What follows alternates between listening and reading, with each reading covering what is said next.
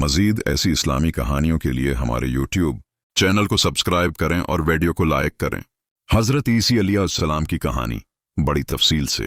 अल्लाह के नबी हज़रत ईसी अलैहिस्सलाम बनी इसराइल की तरफ अल्लाह ताली की तरफ से भेजे गए एक बरगज़ीदा पैगंबर थे।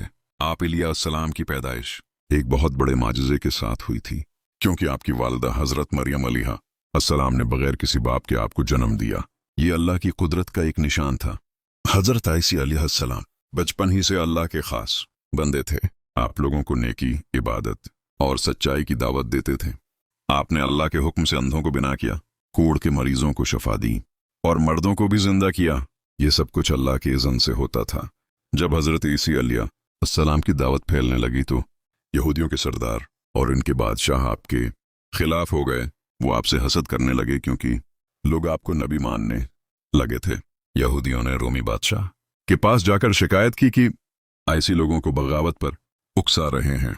रोमी बादशाह ने हुक्म दिया कि हज़रत ईसी को गिरफ्तार कर लिया जाए और इन्हें सलीब पर चढ़ा दिया जाए। यहूदियों ने आपको पकड़ने के लिए मंसूबा बनाया, लेकिन अल्लाह ताली ने अपने नबी को उनके चंगल से बचा लिया। जब यहूदी हज़रत ईसी को पकड़ने आए तो अल्लाह ताली ने उन पर एक अजीब माजिज़ा जाहिर किया। इनमें से एक शख्स का चेहरा ईसी अलैहिस्सलाम जैसा बना दिया गया। वही शख्स गिरफ्तार कर लिया गया और लोगों ने समझा कि यही ईसी हैं। चुनांचे उन्होंने उसे सलीब पर चढ़ा दिया।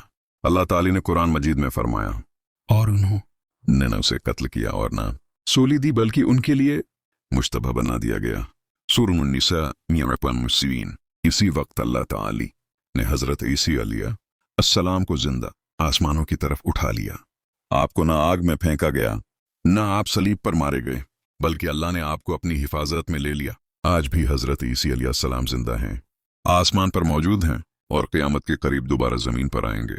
जब वो वापस आएंगे तो दज्जाल को कत्ल करेंगे, दुनिया में अमन कायम करेंगे और सबको एक खुदा की इबादत की तरफ बुलाएंगे। अल्लाह अपने नबियों को कभी जालिमों के हवाले नहीं करता। जो अल्लाह पर ईमान रखता है, अल्लाह हमेशा उसकी हिफाजत फरमाता है।